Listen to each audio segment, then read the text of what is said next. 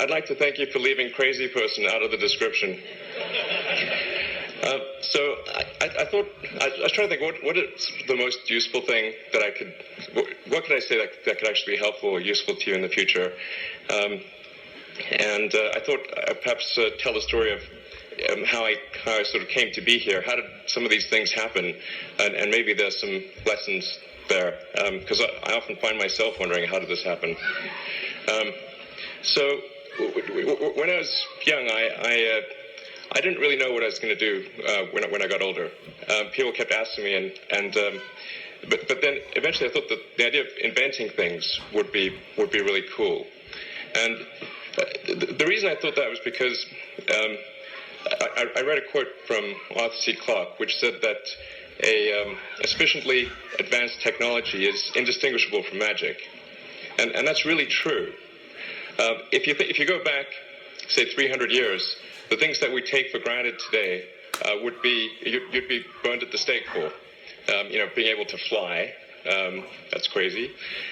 Being able to see over long distances, being able to communicate, having effectively with the internet a group mind of sorts, and having access to all the world's information instantly from almost anywhere on the earth. This is stuff that really would be magic, or would be considered magic in times past. In fact, I think it actually goes beyond that, because there are many things that we take for granted today that weren't even imagined in times past. They weren't even in the realm of magic. So it actually goes beyond that.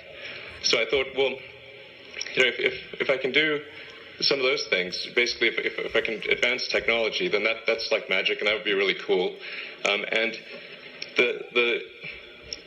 I also had sort of a slight existential crisis, because I was trying to figure out what does it all mean? Like, what's the purpose of things?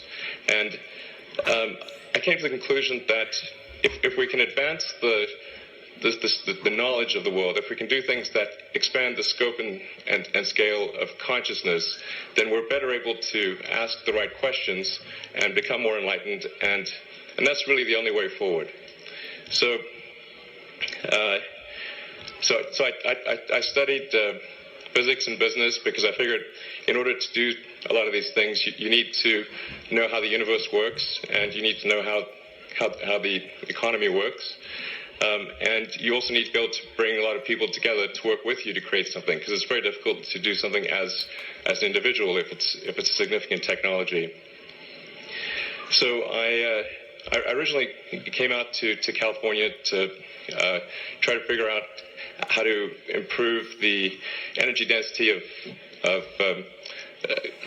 electric vehicles, basically to try to figure out if there was an advanced capacitor that could serve as an alternative to batteries. And that was in '95, and that's also when the internet started to happen. And I thought, well, I can either pursue this technology where success may not be one of the possible outcomes, which is always tricky, or participate in the internet and be part of it. So I decided to drop out. Now, obviously, unfortunately, we're past graduation, so I can't be accused of recommending that to you. So did some internet stuff.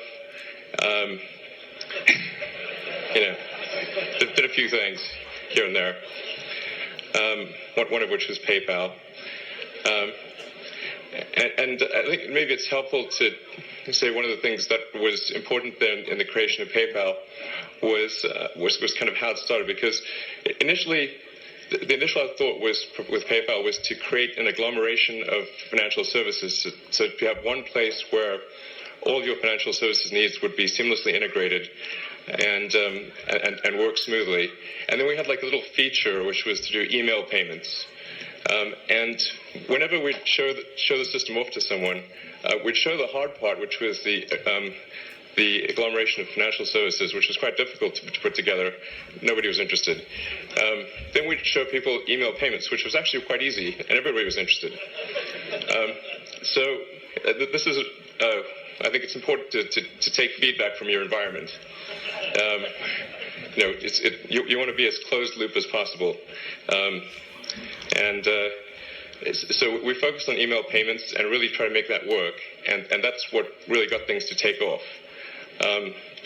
But if we hadn't responded to what people said, then we probably would not have been successful. So it's important to look for things like that and focus on them when you see them, and you correct your prior assumptions. And then let's get to work. Going from PayPal, I thought, well, what are some of the other problems that are likely to most affect the future of humanity? It really wasn't from the perspective of what's the rank-ordered best way to make money, which is okay, but it was really what I think is going to most affect the future of humanity. So I think the biggest terrestrial problem we've got is sustainable energy, but the production and consumption of energy in a sustainable manner. If we don't solve that this century, we're in deep trouble. And then the other one being the extension of life beyond Earth to make life multiplanetary. So that's the basis for. The latter is the basis for SpaceX, and the former is the basis for Tesla and Solar City. And when I started SpaceX, initially I thought that, well, there's no way one could possibly start a rocket company. I wasn't that crazy. But then I thought, well, what is a way to increase NASA's budget? That was actually my initial goal. So I thought, well, if we can do a low-cost mission to Mars, something called Mars Oasis, which would land seeds with seeds in dehydrated nutrient gel, and you hydrate them upon landing, and then you'd have this great sort of money shot of green plants on a red background, and the public tends to respond to precedents and superlatives, and this would be the first life on Mars, the furthest that life's ever traveled, as far as we know. And I thought, well, that would get people really excited, and therefore increase NASA's budget. So obviously the financial outcome from such a mission would probably be zero. So anything better than that was on the upside. So I actually went to Russia 3 times to look at buying a refurbished ICBM. Because that was the best deal. And I can tell you it was very weird going there in late 2001, 2002, going to the Russian rocket forces and saying, I'd like to buy 2 of your biggest rockets, but you can keep the nuke. That's a lot more. And that was 10 years ago, I guess, so they thought I was crazy, but I did have money, so that was okay. And after making several trips to Russia, I came to the conclusion that actually my initial impression was wrong about because my initial thought was, well, that there's not enough will to explore and expand beyond Earth and have a Mars base and that kind of thing. But I came to the conclusion that was wrong. In fact, there's plenty of will, particularly in the United States, because the United States is a nation of explorers, of people who came here from other parts of the world.